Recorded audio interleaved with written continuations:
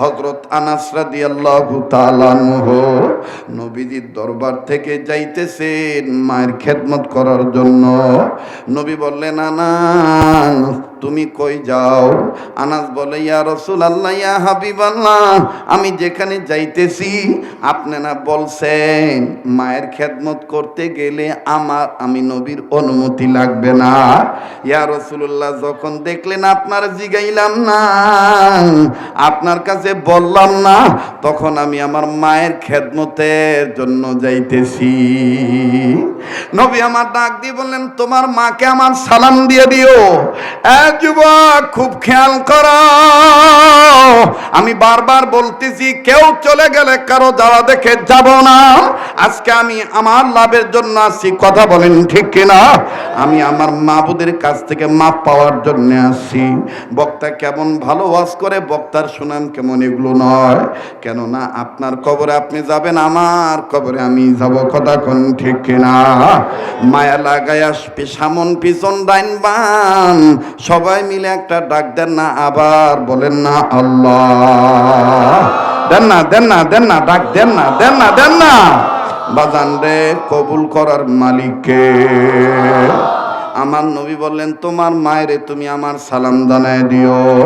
বাজান রে, ওই দিন নবীজি এত ক্ষুধার্ত, আল্লাহর নবী পেটে হাত দিয়ে রাখছে।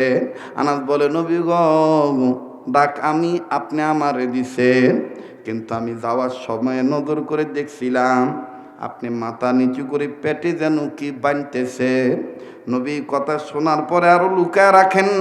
আনাস বলে, ইয়া রাসূলুল্লাহ, মাফ করে দিবেন, আপনি হাতের নিচে কি বানতেছেন পেটে? নবী কান্দার ডাক দিয়ে, আনাস,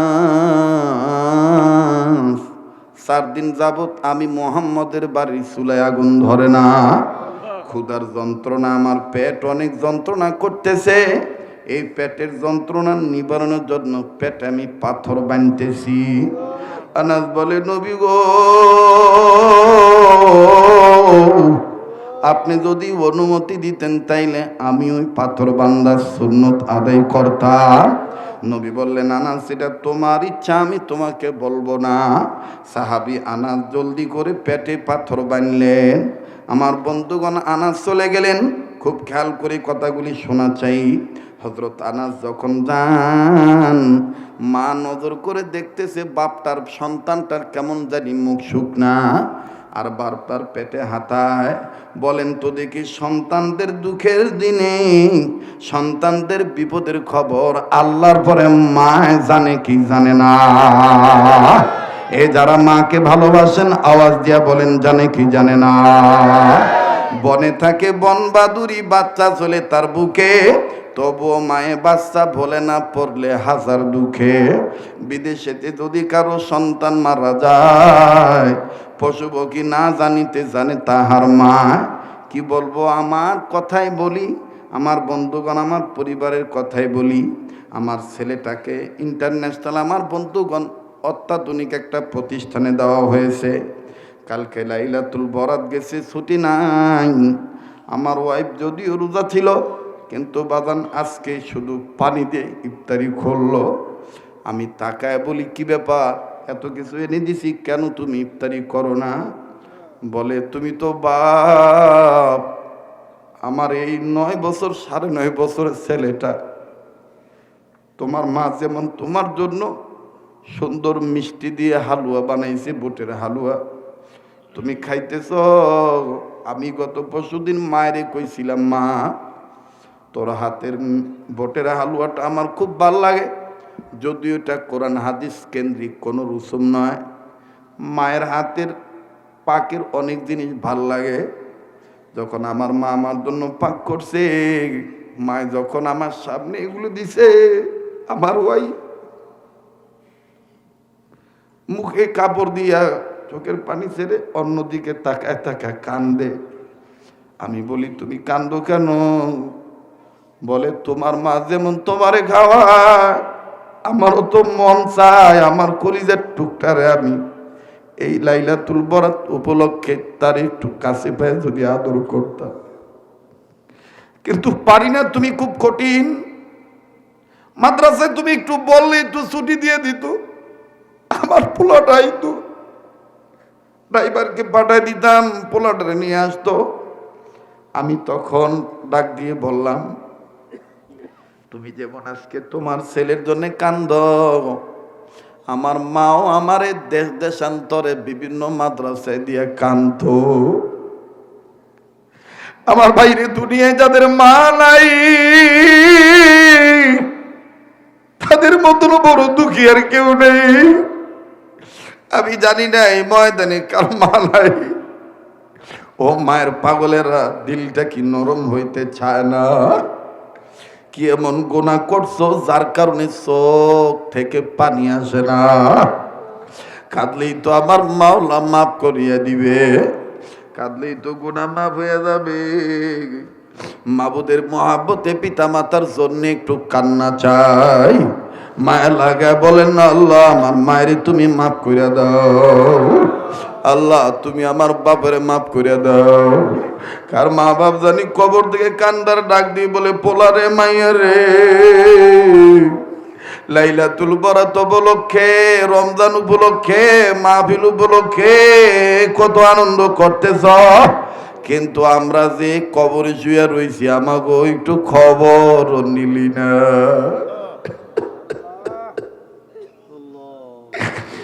দুনিয়ার ব্যস্ততা তোরে এতই পাগল বানাইলো, আমরা মা বাবার জন্য একটু কান্নাকাটির সময় পাইনি না। আমার ভাইরে মনে রাখবে, এটা নিয়মের কথা। আজকে যদি তুমি আমি মা বাবার জন্য কান্দি, আজ যদি তুমি আমি মা বাবার জন্য দোয়া করি, আগামীতে তোমার আমার পোলা মাইয়া তোমার আমার জন্য কাঁদবে। আজ যদি তুমি আমি মার খেদমত করি, বাবার খেদমত করি, আগামীতে তোমার আমার ছেলে মেয়ে তোমার আমার খেদমত করবে। কিন্তু বাদান রে আফসোস, আমরা শুধু মা বাবার দোয়া চাই,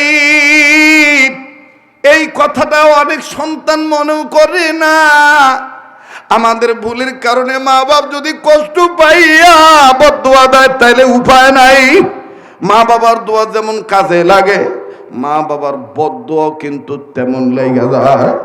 লম্বা করব না, আপনাদের এই রোডের দিয়েই তো এক সময় যাওয়া আসা করতাম, জামালপুর শেরপুরে এখনো যাই। কিন্তু ওই সময় আমার গাড়ি ছিল না। একাধিকবার অনেক বয়ানই এই বয়ানটা আপনারা শুনিয়া থাকে। আজও আমি বাস্তবতার সাথে মিল রেখে বলতে চাই, যারা মনে করেন আল্লাহ ঠিক থাকলে মা বাবারে কষ্ট দিলে কিছু যায় আসে না। নবী বলেন, মা খুশি থাকলে, বাবায় খুশি থাকলে আল্লাহ রসুল খুশি, সুবহানাল্লাহ। মা বাপ খুশি তো আল্লাহ ওই সন্তানের ওই বান্দার জন্য খুশি। কথা বলেন ঠিক কিনা? আমার ভাইরা, মায়া লাগা একটা দরদি ডাক দেন না, বলেন না আল্লাহ। বাবাজি, কোন মায়েরে তুমি বুড়ি কইয়া গালি দাও, কোন মায়ের গ্রামে বোঝা মনে করে ফালায় রাখছো, আর শহরে বহু পোলাপান নিয়ামতে থাকো। বাজান রে, মায়ের বদ্ধ কিন্তু কঠিন ভাবে লাইগা যায়। মহাখালী বাস স্ট্যান্ডের ঘটনা অনেক দিন আগের ঘটনা, অনেক বছর আগের ঘটনা। বক্তৃতার প্রাথমিক জীবনে আমার নিজস্ব গাড়ি ছিল না, টিকিটের মাধ্যমে বিভিন্ন ইন্টার ডিস্ট্রিক্ট বাসে যাতায়াত করা হইতো। ঠিক ওই এক শীত মৌসুমে আমার বন্ধুগণ নির্ধারিত টিকিট কাটলাম, প্যাসেঞ্জারদের সাথে সিরিয়াল ধরছি, টিকিট চেক করে তারপর গাড়িতে উঠে দেয়। বাস স্টাফরা খুব খেয়াল করে কথাগুলি শোনা চাই, কোন কথা কখন কোন বান্দার দিলে আসর পরে আমার ভাইরা বুঝ ধরে যায়, বলা যায় না। আল্লাহ তুমি হেদায়েতের জরিয়া বানায় দাও, নাজাতের উসিলা বানায় দাও, বলেন না আমিন। প্যাসেঞ্জারদের সাথে সিরিয়াল ধরে দাঁড়াইছি, যিনি টিকিট চেক করতেছেন উনি আবার বাস স্টাফকে বলতেছেন এই যাত্রীকে তারা আসনে বসায় দাও। কিন্তু যিনি টিকিট চেক করতেছেন, টিকিটের সই দিতেছেন, ওনার চেহারার দিকে তাকানোর পর কেমন জানি চেনা চেনা মনে হয়। এই লোকটাকে কই দেখছি। আমার মাওলা দয়া করে আমার জেহেনে পরিষ্কার করে দিল, এই লোকটারে না গত বছর এই গাড়িতে ড্রাইভারি করতে দেখছি। ব্যাপার কি, লোকটার এক পাও নাই কেন? লোকটা পঙ্গু হইল কেমনে? মনে হয় কোনো দুর্ঘটনা ঘটছে, অ্যাক্সিডেন্ট হইছে। এখন আবার দেখি টিকিট মাস্টার হয়ে গেছে। কাছে যাইয়া সালাম দিয়া বললাম, ভাইজান আপনি আমারে চিনেননি? ওই সময় আমাদের ওয়াজের ক্যাসেট, ভিডিও, সিডি বিভিন্ন বাসে চলতো, বিভিন্ন হোটেল রেস্টুরেন্টে চলতো। লোকটা আমার রুমাল সরানোর পরে, শীত মৌসুম, নাক মুখ ঢাকা, রুমাল সরানোর পরে চেহারা দেখার পরে কেউ, হুজুর আপনার চিনছি, আপনার ওয়াজ আমরা শুনি। আমি বললাম, ভাই মাফ করবেন, আমার পরিচয় জাহেরের জন্য আপনাকে জিজ্ঞেস করি নেই, আমি আপনাকে চিনার জন্যই বলছি, আপনি আমার চিনেননি। মনে কষ্ট নেবেন না, ব্যক্তিগত একটা প্রশ্ন করতাম। বলে, হুজুর বলেন, কি বলবেন? আমি বললাম, আপনি না ড্রাইভার ছিলেন, গত বছর তো আপনারে ভালো দেখছি, আজকে দেখতেছি আপনার দুই পায়ের এক পা, ডাইন পাটা নাই, কেমনি কি হইল? বলা মাত্রই দেখতেছি লোকটার গালের গোস্ত থরথর করে নড়ে, ঠোঁট দুটি কাপ কাপ করে কাঁপে, ঝর্নার মতন চোখের পানি বেয়ে বেয়ে পড়ে। নিজে নিজে কলমা আর ওই টিকিটটা অন্যজনের জিম্মাদারের হাতে দিয়া আমারে বুঝানোর জন্য রাগ হইয়া বাম হাঁটুর দিকে বাম পায়ে আঘাত করতেছে, বাম হাত দিয়া ডাইন পায়ে আঘাত করতেছে। আর কয়, হুজুর এই পায়ের কথা জিগাইতেছে, এই পাটা কাটছে কেমনি এটা জানতে চান? হুজুর এই পা আমার মার সাথে বেয়াদবি করার কারণে পাওটা হারাইছি। আমি বললাম, তার মানে কয়? হুজুর আমি রাগ হইয়া না বুঝে আমার মায়েরে লাথি দিছিল, এই পা দিয়ে আমার মায়েরে আমি মারছি, কিন্তু মায়ের মনের ব্যথা যে আল্লাহর কাছে ডাইরেক্ট পৌঁছে যায় এটা আমি বিশ্বাস করি নাই। যুবকরে, দুনিয়ার সামান্য সাময়িক লাভের আশায় তুমি কোন মায়েরে বুড়ি কয়ে গালি দাও? মা বাবার দোয়া যেমন কাজে লাগে, মা বাবার বদ দোয়া কিন্তু তেমন কাজে লেগে যায়। ডাক দিয়ে বললাম, কেমনি কেন লাথি মারলেন? এই কাজ কেউ কোনোদিন করেনি। ডাক দিয়ে কয়, হুজুর আমার মাথা ঠিক ছিল না, আমি বুঝি নাই, বৈরতি ভক্ত হইয়া আমি রাগ হইয়া সত্য মিথ্যা যাচাই না কইরা মায়েরা লাথি মাইরা দিছিল। হুজুর মার বিবি ঝগড়া লাগছে, আমি না বুঝতে পাইরা বাড়ি ঢুকে মাথা গরম কইরা আমার বিবি আমার কাছে ভালো সাদার জন্য অজ্ঞান হয়ে পড়ে যায়। আমার ছেলে মেয়ে যখন তাদের মায়ের এই অচেতন অবস্থা দিকে কান্দে আর বলে, মা তোমার কি হইল, কথা বলো না কেন? তখন আমার ভিতরে একটা বুদ্ধি আসলো। শয়তান ধোঁকা দিয়ে বলল, তোর এই বউ যদি মরিয়া যায়, তোর এই ছেলে মেয়ে মা হারাও হইয়া যাবে, তুই মামলার আসামি হয়ে যাবি। হুজুর আমি মনে মনে ভাবলাম, আমার মায় না জানি আমার বউরে কত অত্যাচার করে, এইভাবেই মনে হয় আমার বউকে অত্যাচার করে, টর্চারিং করে। হুজুর আমার মা আমার গলার আওয়াজ পাইয়া হা না একটা কত বাড়ায় নাই। মায় পান খাওয়ার অভ্যাস ছিল, মায় আমাকে কিছু না বলি আপন ঘরে যাইয়া, আমার বাবা অনেক আগেই মারা যায় হুজুর, আমার মায় পান বানায় আর বিন বিন বিন করে বলে, তোর বাবার লগে যদি আমার আল্লাহ আমার মরণটা দিত তাইলে বাইসা যাইতা। এইভাবে এরকম আর ঘটনা ঘটতো না। হুজুর আমার আরো রাগ হইয়া গেল। একদিকে আমার বউ অচেতনে পড়ে আছে, ভালো মন্দ দাতা না করিয়া রাগ হইয়া যাইয়া আমার মায়ের মাজা বরাবর, কোমর বরাবর এই ডাইন পাটা দিয়ে এমন দূরে একটা লাথি মারিয়া দিলাম, আমার মায়ের হাত থেকে পানের বাটা ছিটকে চলে গেল, আমার মা খাট থেকে পড়িয়া গেল। লাথিটা এত জোরে লাগছিল হুজুর, আমার মায়ের কপালে দুই সাইডের রক জাগ্রত হইয়া যায়। মায় তারপরও বদদোয়া দেয় না, মায় ব্যথার জায়গায় ব্যথা পাইয়া আমারে ডাক দিয়ে কয়, তুই এটা কেমনে পারলি, তুই আমারে কেমনে লাথি মারলি? হুজুর আমার মায়ের এই অবস্থা দেখি আমার মেয়েটা আমার বিবিকে থুইয়াই দৌড়াইছে তার দাদি কান্দে কেন। আমার এই অবুজ মেয়েটা আসিয়া তার দাদির চোখের পানি মুছিয়া দেয় আর দেখ, দেখো দাদু আব্বু কি তোমার মারছে? লোকেরা যখন বলল তোমার বাবাই তোমার দাদিরে লাথি মারছে, আমার এই বাচ্চা মেয়েটা আমার জামা কাপড় টানাটানি করে রাগ হইয়া আর ডাক দিয়ে কয় তুমি ভালো না, তুমি কেমনে তোমার মায়ের লাথি মারলা? আমার মায়েরই তো দোষ, আমার দাদির তো কোনো দোষ নাই। হুজুর যখন এই মেয়েটা তার দাদির পক্ষে এরকম সাক্ষী দেয়, আমার পায়ের তলা থেকে কেমন জানি মাটি সরে যায়, আমার শরীরটা কেমন জানি কাঁপতেছিল। কি করলাম? বাচ্চারা তো কখনো মিথ্যা বলে না। এই বাচ্চা বলতেছে আয় আমার মার কোনো দোষ নাই, তোমার মার কোনো দোষ নাই, আমার মার দোষ। হুজুর এখন আমি আমার মায়ের পাও ধরবো না, মাপ চাবো না, কি করবো? হুজুর কিছু বুঝে ওঠার আগেই আমার মা আমারে আর আমার মেয়েটারে আদ্রভাবে ধাক্কা দিয়া ঘর থেকে বের করে দিল। দিয়েই ওই জমিনের উপরে শুইয়াই মা দরজা লাগাইয়া খালি চিল্লে বলে আল্লাহ, পোলার পায়ের লাত্তি খাওয়ার আগে কেন আমার মরণ হইল না? আল্লাহ কেন তুমি আমারে মরণ দিলা না? আমার বাবার নাম দূরে কয় ওই তুমি কেন একলা মরলা, আমার নিয়ে কেন মরলা না? যদি মরিয়া যাইতাম তাইলে যেই পোলারে পেটে রাখছিলাম, যেই পোলার জন্য কত মান্নত করছি, ভালো জিনিস খাই নাই পোলার কষ্ট হইব, ভালো জায়গায় চলি নাই হাঁটি নাই সন্তানের ক্ষতি হইব, সেই পোলায় আমার আজকে এইভাবে লাথি মারল। আল্লাহ আমার পোলার পায়ের লাথি খাওয়ার আগে কেন আমার মরণ হইল না?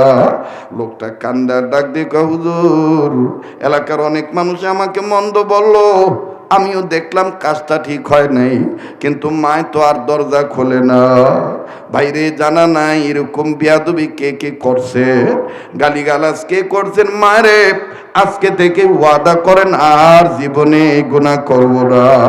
মায় বাচ্চা থাকলে মায়ের পা ধইরা মাপ নিয়ে নিব, মরিয়া যেয়ে থাকলে মার কবর জিয়ারত করে মার জন্য আল্লাহর কাছে দোয়া করব, রুহের মাগফিরাত কামনা করিয়া একটু মায়া লাগা ডাক দেন না, বলেন না আল্লাহ। লোকটা ডাক দিয়ে বলে হুজুর সারাদিন আমি খাইলাম না, আমার গোসলও হইল না, কিন্তু রাত্রিকালীন অবস্থায় আবার ডিউটিতে যাইতে হবে ঢাকামুখী বাস নিয়া, যাত্রীদেরকে নিয়া। বিকাল বেলায় যখন আমার বিবি তো জ্ঞান ফেরার পরে আমারে কইল তুমি আবার তোমার মায়েরে মারতে গেছো কে? বউ আর শাশুড়ি থাকলে এক জায়গায় থাকলে টুংটাং এরকম ঝগড়া হয়, ওই কাজটা ঠিক করো নাই, প্রয়োজন বোধে আগামীকালকে কাজের টেনে আইয়া দুনো জামাইবো মিলা মায়ের পাও ধইরা ঝুইলা থাকমো, মায় মাপ না দেওয়া পর্যন্ত পা ছাড়বো না। হুজুর আমার দিলটা তখন নরম হয়ে গেল, যাকে বউজু তো ভুল বুঝতে পারছে, কিন্তু আমি আমার বুঝাইতে পারতেছি না আমি এটা কি করলাম। ওদিক দিয়া মা দরজাও খোলে না। এক পর্যায়ে যখন আমার ডিউটির সময়ও হলো, আমি শার্ট প্যান্ট পরিয়া যখন ঘর থেকে বের হব, আমার মেয়েটা বুঝতে পারার পর একটা দৌড় মেরে আমার মায়ের দুয়ারের কাছে যাইয়া দরজা নাড়ে আর ডাক দিয়ে বলে দাদি আব্বু জায়গা, আব্বু জায়গা, আব্বু ডাকা জায়গা। হুজুর জানেননি আমি ভাবছিলাম আমার মায়ের দরজা খুললে হয়তো বা আমারে মন্দ বলবো বা আমার মেয়েটারে ধমক দিব, কিন্তু আল্লাহর কসম করে বলি হুজুর এর নাম মা। আমার মায়ের দরজা খুললে আমার মেয়েটারে বুকে নিয়ে আওয়াজ কইরা কান্দার কয় তোমার আব্বু বুঝে নাই আমারে মারছে, তোমার আব্বু যে এখন ঢাকা যাইতেছে, তোমার আব্বুরে খাইয়া যাইতে কও। তোমার আব্বু কি খাইছেনি? তোমার আব্বুরে খাইয়া যাইতে কও। তোমার আব্বু বুঝে নাই আমারে মারছে।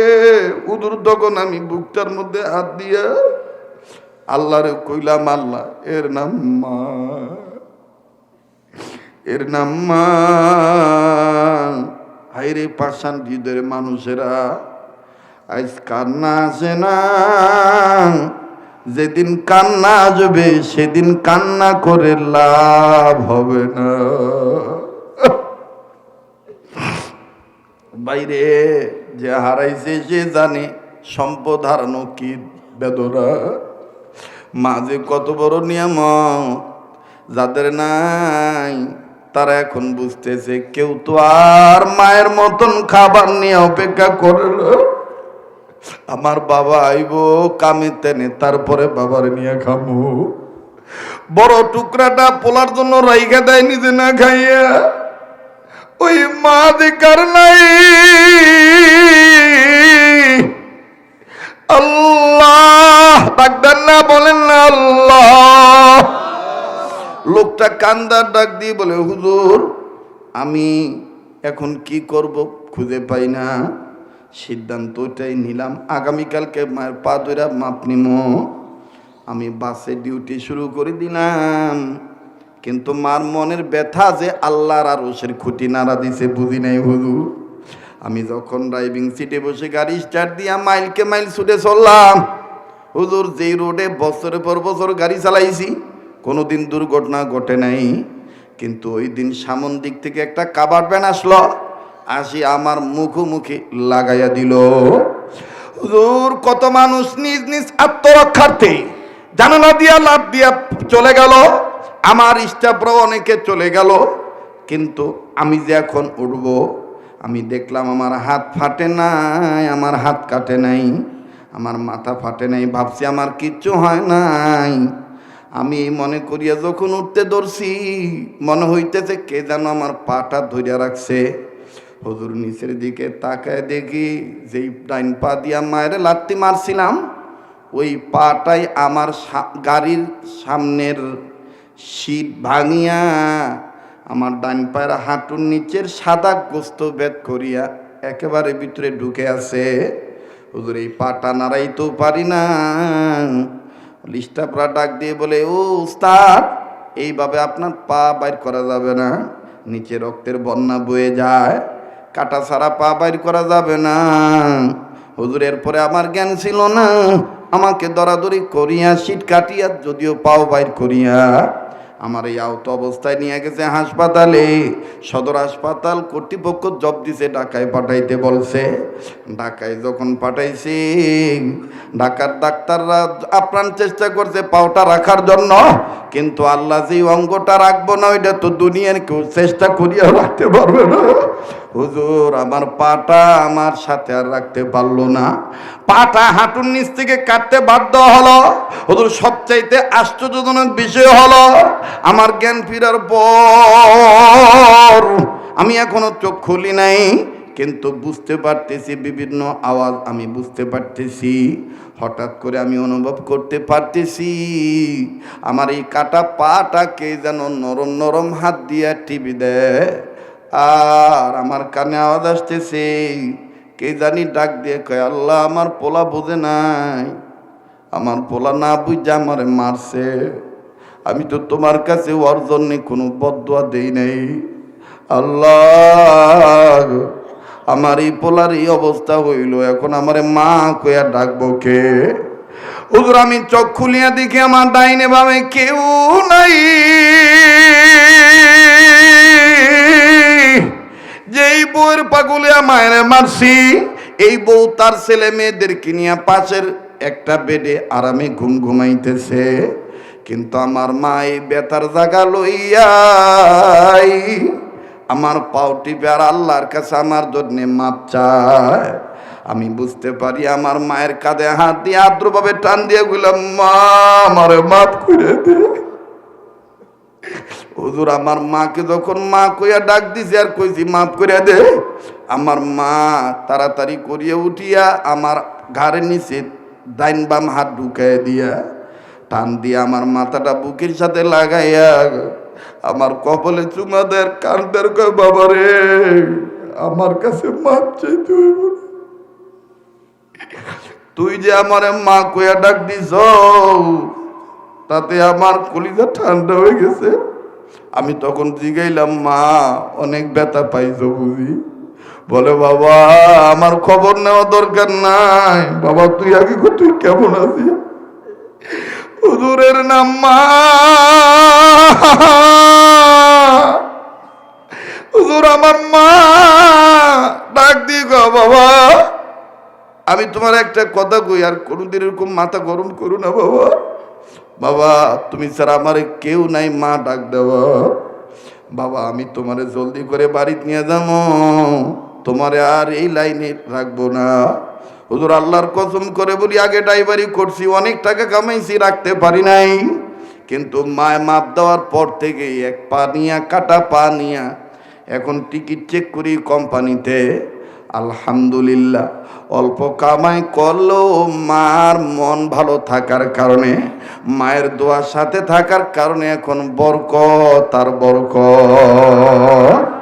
এ ভাইয়া, মা যার অন্তরে মায়ের মহব্বত আছে, ইবাদত মনে করি, আল্লাহর নির্দেশ পালনার্থে বলেন না, রব্বির হামহুমা কামা রব্বায়ানি, পড়েন না, রব্বির হামহুমা কামা রব্বায়ানি।